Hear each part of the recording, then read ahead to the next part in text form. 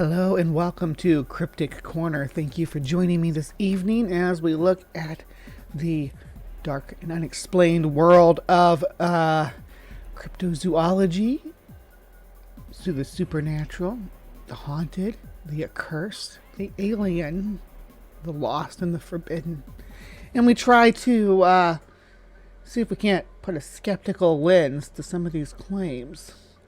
I'm glad you're here to join me tonight, and as always, this is recorded live from the Hive, so please do say hello to my live from the Hive audience, and if you are a member of both audiences, say hi to yourself. Say hi to yourself in the future. Give yourself some tips and tricks in the side chat. No, not really, but thank you so much for joining me. This is the first of a series that I'm throwing together. It'll all go together in a playlist when it's done. But this is the first in a series of videos I'm doing that all center in or zero in on one event. Somebody has a big motor there. On that one event, and that is going to be a pinnacle. So during from the 1940s through the 1960s, it seems like every small town had an encounter with some unknown creature from beyond the stars, beyond the dimensions. Are these visitors from? They're always strange. You know, there's the typical UFO experience, which start with the Barney and Betty Hill encounter. You get your typical gray aliens, standard saucer-shaped UFOs, that sort of thing. But in the other spectrum of it, the more bizarre spectrum of it, you get things like, well, the Flatwood Monster with its giant spade-shaped head, the Loveland frog that we just talked about a couple weeks ago. You get insectoids and lizard people. These bizarre anomalies that appear, terrorize or confuse a small town of people, and then just disappear into the annals of history and never be seen again. Or maybe be seen on some kind of unexplainable time cycle every 30 years, every 28 years, every 17 years, like Pennywise the Clown and Stephen King's It. In every little town, you know, they'll have these, but there's one that stands out among all of them. But the weird thing about this one, and he may be the only one that fits this criteria, is that he was not alone. But before we get to the main event, we need to lay the groundwork, because there was a completely different visitor in this scenario that doesn't get the limelight at all in this situation, and maybe they should. Maybe they're even a little bit more bizarre than their counterpart. So let's look into some of these sightings of this. Should I call him a creature? Should I call him a person?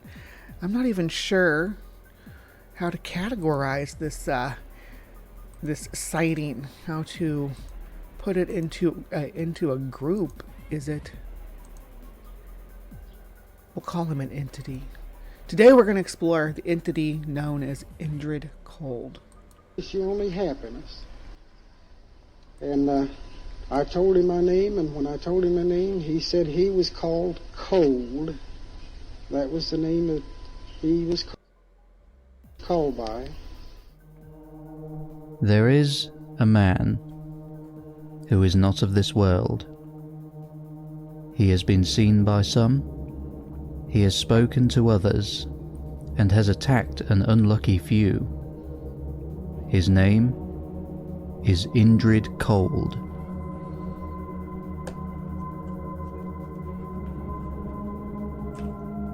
Cryptid Central is the channel we're watching today.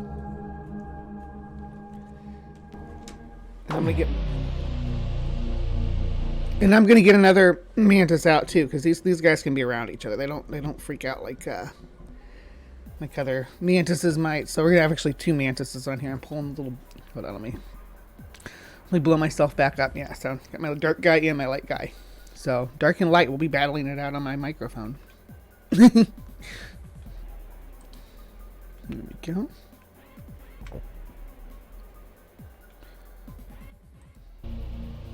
Indrid Cold, also known as the Grinning Man. He is said to come from the planet Lanulos in the Ganymede galaxy, 14.6 light-years away from Earth.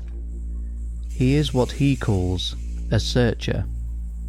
Quite what this means is unknown. Some say that he is a member of the secret Men in Black organization. Others say that he is an alien visitor who is simply curious about us humans and is interested in learning all he can about humanity. Indrid Cold is said to have a human-like appearance. Alright, so, yeah, doing my due diligence and trying to stop and insert some commentary here, because I don't want to rip off this channel at all and say, hey, I'm just stealing your content, but I do like they put all the images together that I was going to use anyway. These are the popular images of Indrid Cold that you see in used in media and documentaries. He's been depicted several ways. There are... Actually, hold on. There's like every little wiki has, you know, all these same pictures in it and whatnot. Just to break it down for you, just so you know what I'm working with here. All right, let's continue. In his first sighting, he was described as being over 6 feet tall and wearing a reflective green suit with a black belt. Now, I actually like this depiction of Bast here, where he doesn't have the facial features, because the first sighting by these boys that saw him behind a chain link fence, they described him this way, but they may be a completely different set of sightings, really, once we dive, and we're going to dive into it. He had a dark complexion, like that of a person who had spent a lot of time in the sun. He was also described as having small, beady eyes that were set far apart. In his first known encounter with humans, Indrid Cold appeared not to have a nose, any ears, or any hair on his face or head. He was much more alien in appearance, conforming more with traditional descriptions of aliens, such as the Greys, who have only nostrils and no noses, and no ears or hair. In his second known encounter, his suit was said to be blue instead of green. The man who laughed, is that what you're talking about, Tsunami? Or the guy who had the permanent smile on his face? It's kind of it's almost a Quasimodo-like story. It's a silent film, though. Go watch it. It's a silent film. It's some moving and chilling. It's from the Impressionist era, so think like Nosferatu and that kind of film. I'm talking about what Tsunami's mentioning here. And yeah, he's a tortured character. He's almost a Quasimodo, or there was the silent film era that was really a poignant. And you look at that, a lot of the silent film era movies are about this concept of a character, a disfigured character, or the character that looks like horrific in some way. Quasimodo, Phantom of the Opera, The Man Who Laughs. I can't remember what his name was. He's not like an unknown character, though. He fits right into this archetype of scorned, disfigured people in love. That was a very popular topic in the film in the early silent, or the late, I shouldn't say early, in the late silent film era, 1920. But I'm saying, maybe roll it back to the 1919 to 1933. And Dracula kind of broke the mold by coming in with color, but he even fits that archetype to an extent. Fritz Lang, thank you. Thank you, Stephanie Helms. Yes. So that was popular at the time, and yeah, they often use his image as an image for Indrid Cold, even though Indrid Cold's not really described much the same as the man who laughed, or the Joker for that matter. but still retained its reflective properties. This was not the only difference, however. This time he was described as looking more or less in line with a human being's appearance, now having a nose and ears. Right, and this is why I'm like, I do like Indrid Cold lore, and I like the concept that, oh yeah, he becomes more and more human-like as it goes along. But in all honesty, this sounds like it's describing encounters with two different types of people, or two different entities, or what have you. The one with the faceless one with the beady eyes and no facial features, just beady eyes and a big grin on a blank faceless head. That comes from the sighting of two. There were two boys that saw him behind a chain link fence. That's what the image from my thumbnail is, the way he's described. That's my personal favorite depiction of him, because he looks more alien, and I do like the aesthetic of the just eyes and a big smile like that. I think it's creepy. I think that someone should make a comic book about it, because I like the way it's drawn there. But that being said, this sighting is only linked to the other Indrid Cold sightings by the fact that the person was smiling, and it's in the same area. Also, if you want my honest opinion, it was I feel like it was a post hoc addition to it.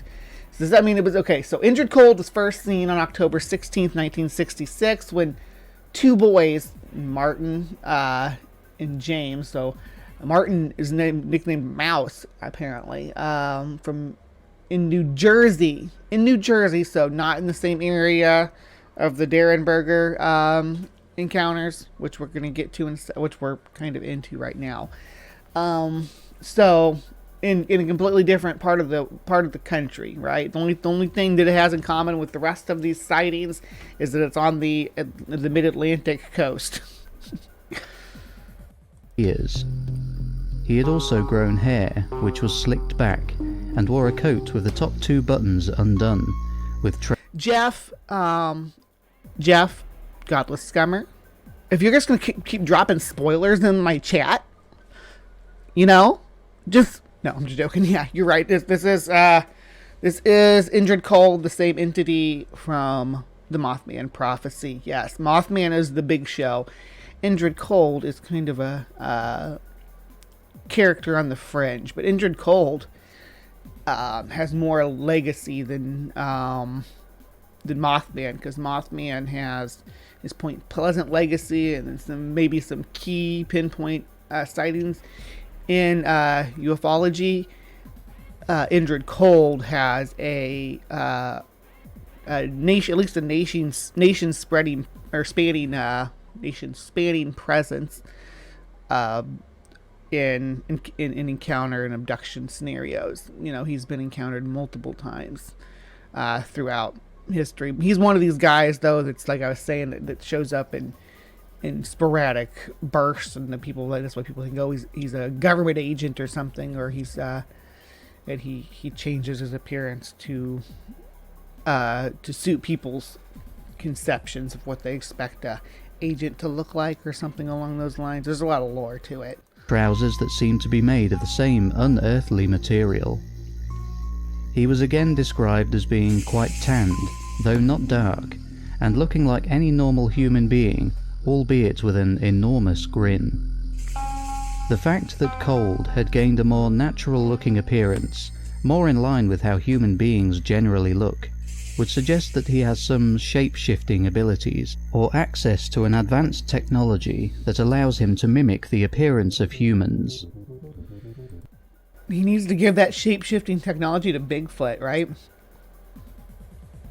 Maybe Bigfoot does have that, and that's why she's like, oh crap, turn into a bear or a skunk or whatever. If it's the smell, turn into a skunk. If they see you, turn into a bear. If they hear you, turn into an elk. Yeah, that's just standard Bigfoot requirements. I mean, that's they need that type of equipment just to go into the field.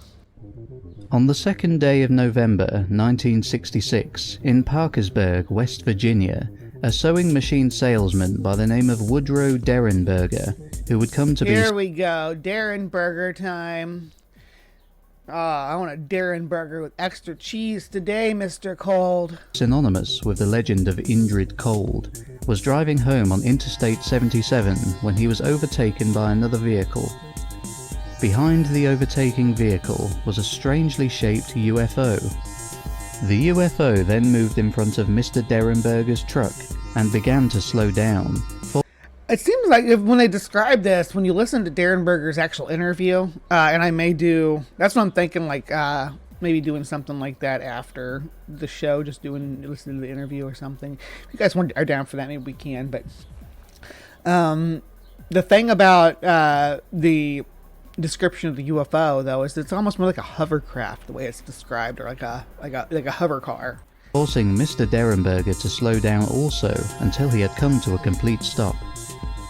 Mr. Derenberger sat stationary, trying to make sense of what he was seeing. He described the UFO as looking like an old-fashioned kerosene lamp chimney, flaring at both ends, narrowing down to a small neck, and then enlarging in a great bulge in the center. Mr. Derenberger was still trying to make sense of what was happening when suddenly... Looks like, who's the artist that draws the gorillas? The music group, the Gorillas. This looks like he's got teeth like he's got teeth like 2D. Or no, his teeth are more like Murdoch's. An automatic door began to open on the strange craft. This bizarre event was about to get even stranger. From inside the strangely shaped UFO emerged what looked like a man with You see how many art pieces they're done about just this? Yeah, his spaceship is like kind of like a sausage with the ends tied, like an old-timey sausage where you still had the clips on the ends or whatever. tanned skin and an enormous, unusually large grin. The grinning man walked up to Derenberger and began to communicate with him, though not by speaking. The man telepathically asked Derenberger to roll down the window of his truck, which he did. The strange entity then asked what his name was, and after he told him, the strange visitor said his name was Cold. Cold seemed to be non-aggressive, and he told Derenberger that he meant him no harm and only wished him happiness. Yeah, when Derenberger recounts this tale, he keeps saying over and over again that he kept telling me not to be scared, but I was terrified, which, in this, considering the situation, I would be too. Because the story way he tells it is, he had this thing come up behind him, that it then turned and blocked the road. He gave him plenty of time to slow down, though. It was like happening in front of him, and when it stopped and blocking the road, he pulled over off the road to try to get around it. But he couldn't, and then the door opened like a car door, not like a spaceship door, not steps didn't come down or anything like that. It opened like a vehicle door, swung forward, and Cold stepped out, walked over to the vehicle, telepathically asked him to roll down his window. So he rolled down the window, and they had their conversation. So yeah, I would be scared too in that situation. Yeah. Seems like a reasonable response. Derenberger then reported that Cold asked him what the nearby town was called, while not pointing to the nearby town of Parkersburg physically, but somehow doing so telepathically. Derenberger told him the name of the town, and Cold then asked if all the people lived there, to which Derenberger told him that the town proper was mostly comprised of workplaces, and that people generally lived in the outskirts of the town. In their brief telepathic conversation, Cold said he simply wanted... And there's more lore to this too. He says, oh, in my world, those are called gatherings.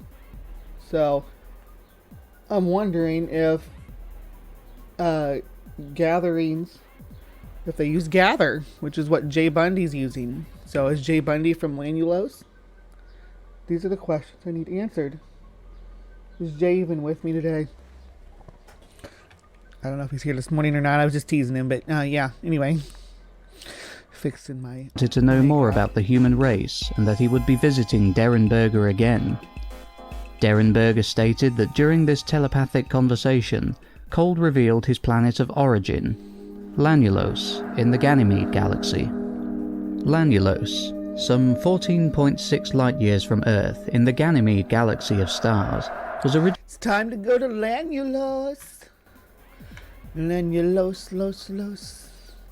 So this is Lanulos is specific to the Derenberger sighting now. So keep that in mind. Everything that we have here. Good morning, Scott Duke. Everything that we have here is a product of Derenberger. Okay, it doesn't seem to correlate with any of the other sightings. Originally settled eons ago by people from Earth. Many thousands of years ago, human beings were I got my voice back now. Thank you for your concern. Capable of space travel. Our knowledge of space travel, however, had been lost somewhere down the line and only recently rediscovered. Their new planet was much like Earth, though the yearly cycle had only 3 seasons: planting, harvest, and cold.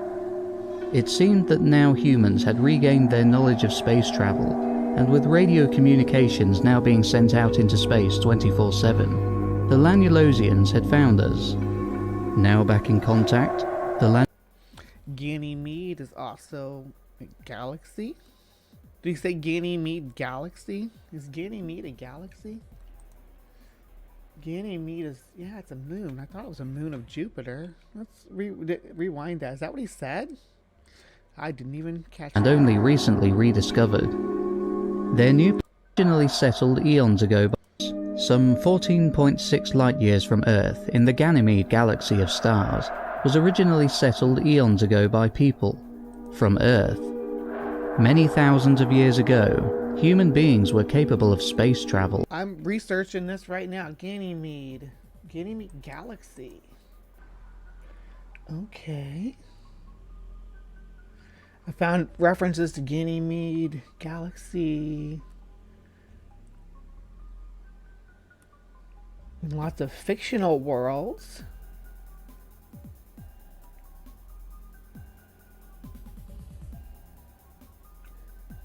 Good catch, Dr. Tapioca Weasel. That's why I keep freaking geniuses in my chat. That's why I keep you here. We got Indrid Cold up on the screen. I'm over here in my other screen looking at Ganymede as a galaxy, trying to find any kind of reference to it, and I only find fictional references, which is, I guess, created galaxy. Yeah. Let me look at the excuse me. Let me look at the sighting information here and see.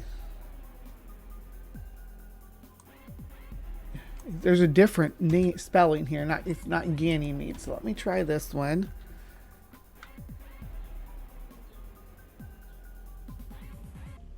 I think maybe the author, the person here, saying it wrong. It's different. It's a different. It kind of seems the same. It's Ganymedes, and I think it's fictional, like Lanulos. I don't think it's a real place.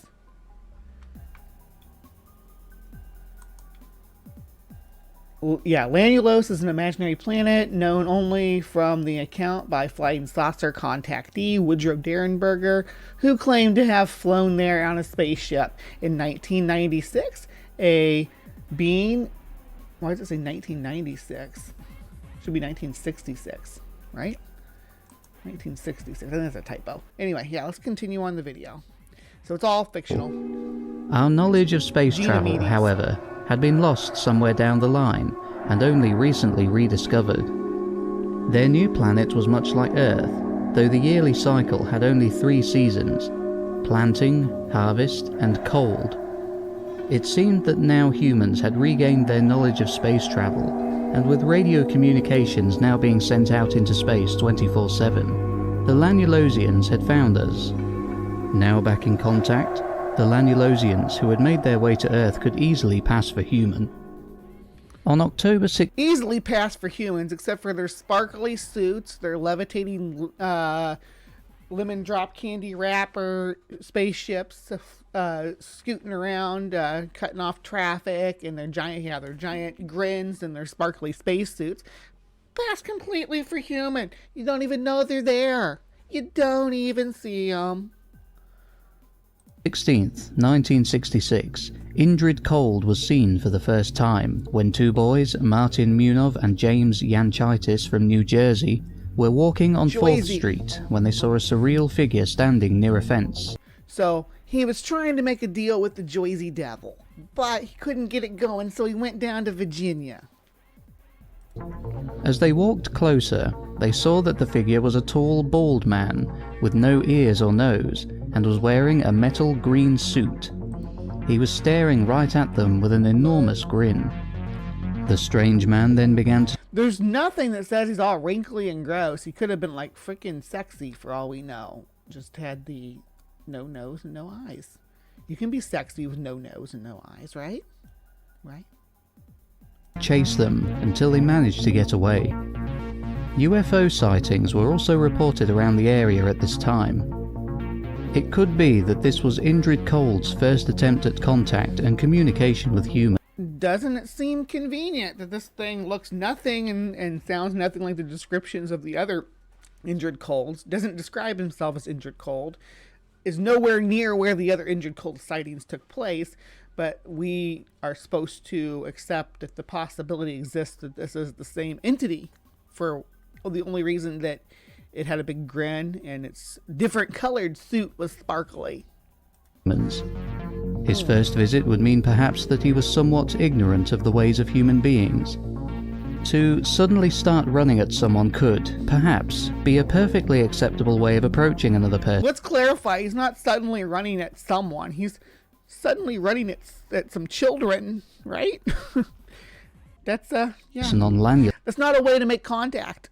On Earth, however, it would be taken as threatening. His appearance also would be enough to startle most people on Earth. It could be that, after this encounter, he learned that his natural appearance, with no nose and ears, would need to be adjusted in order to not frighten people away. After taking this information on board... You think you could have learned that without scaring little kids? You know? Oh man, I realize now that if I approach children at night looking like this, they'll run away screaming. It's the uncanny valley effect, really. But I mean, as I've said before, I think that this sighting is not related at all to Indrid Cold, but it is a weird sighting. It would seem that he was ready to try again, and at this point managed to contact and communicate with Woodrow Derenberger. 2 days after the first conversation with Indrid Cold, while driving in his car, Derenberger began to receive a telepathic communication from the man he had seen earlier.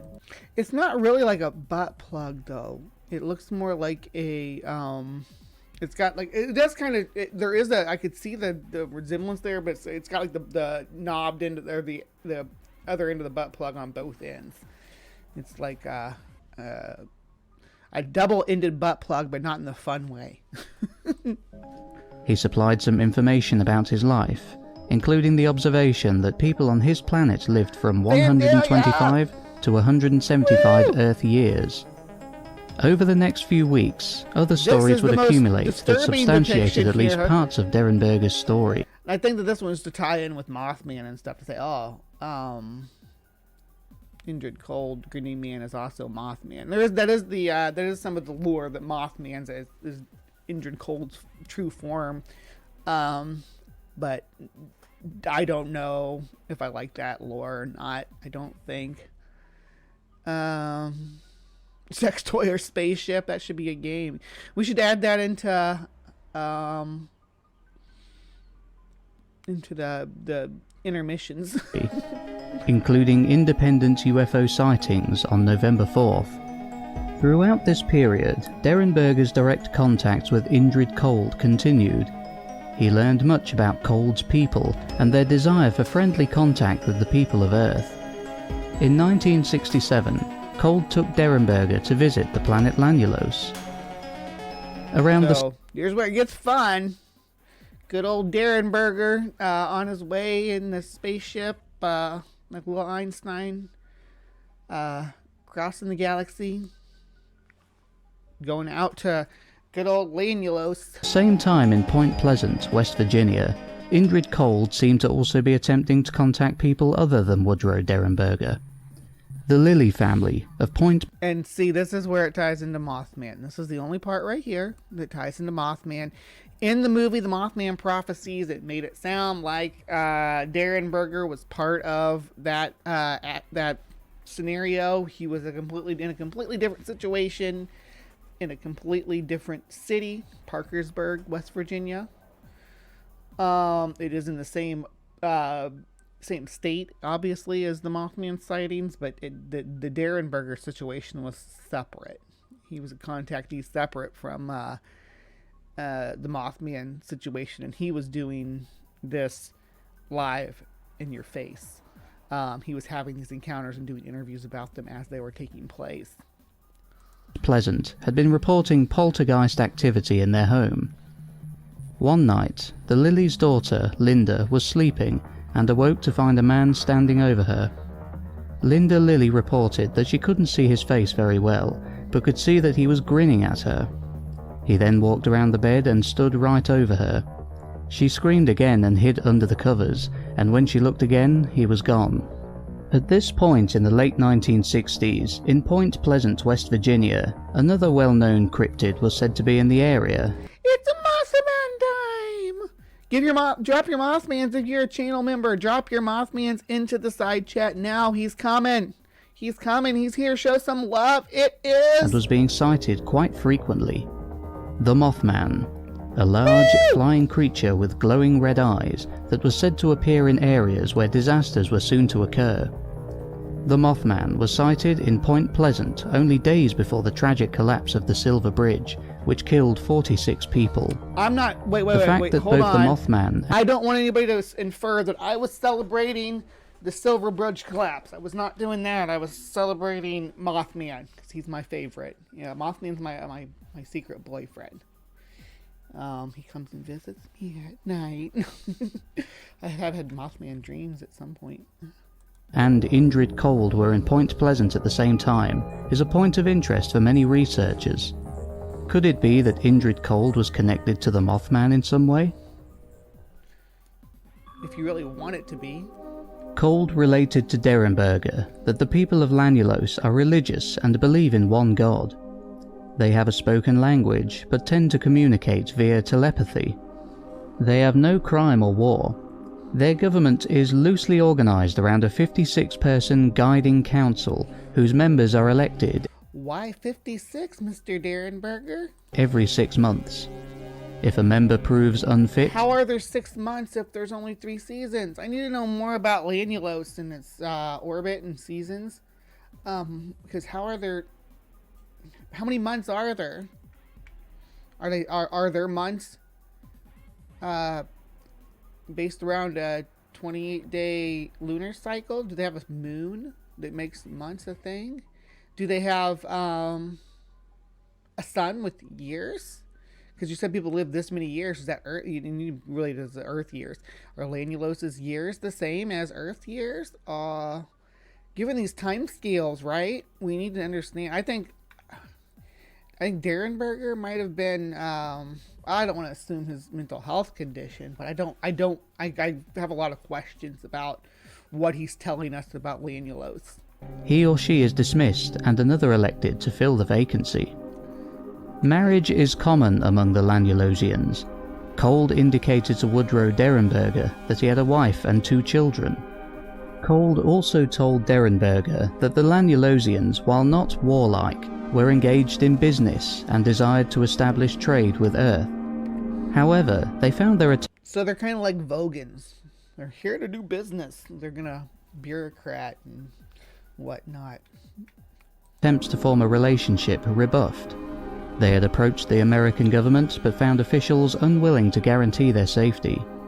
On occasions when they had attempted to land, they had been met with hostility, and Cold indicated that he had received wounds from a shotgun on one occasion.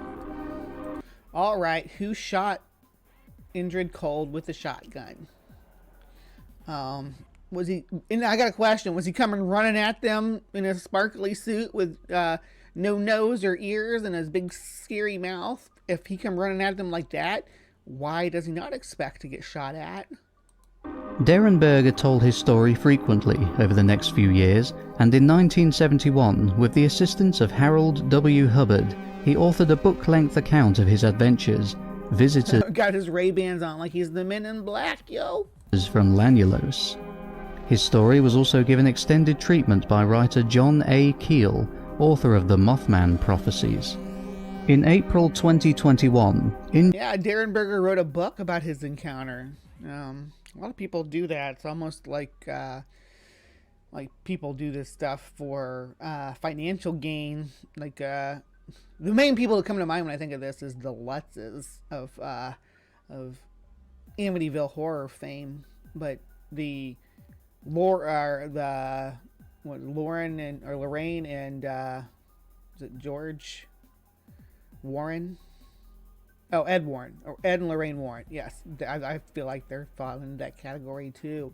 I should make Amy Newman come and watch documentary on the Warrens with me sometime, because I see Amy out there about their Amityville grift and so much more.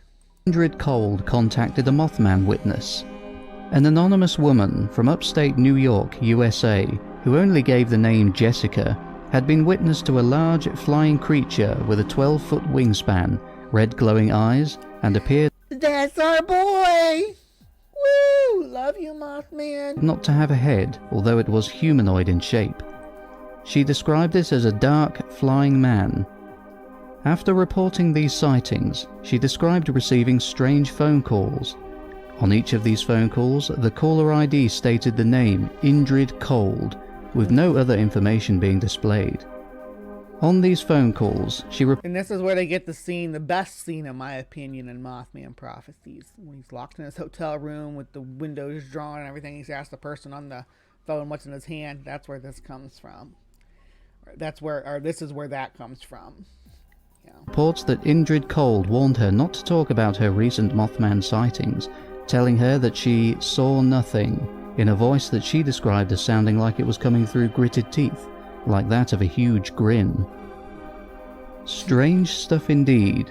It has long been theorized that human beings in the distant past. So yeah, that's that is the best scene in the movie Mothman Prophecy, when Richard Gere's down beside the bed and he's got it's chapstick, right? He has a tube of chapstick in his hand. It's like, if you're real, what am I holding in my hand? Past may have been much more advanced than we give them credit for, even more advanced than we are today.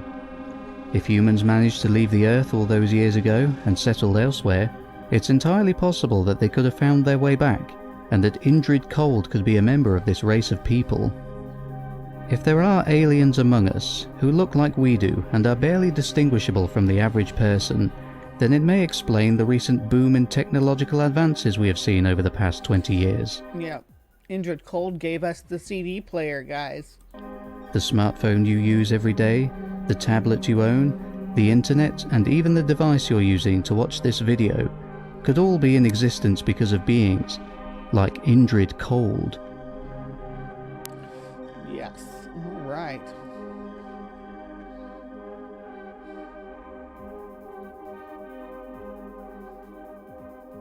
What that say about the government? Hold on.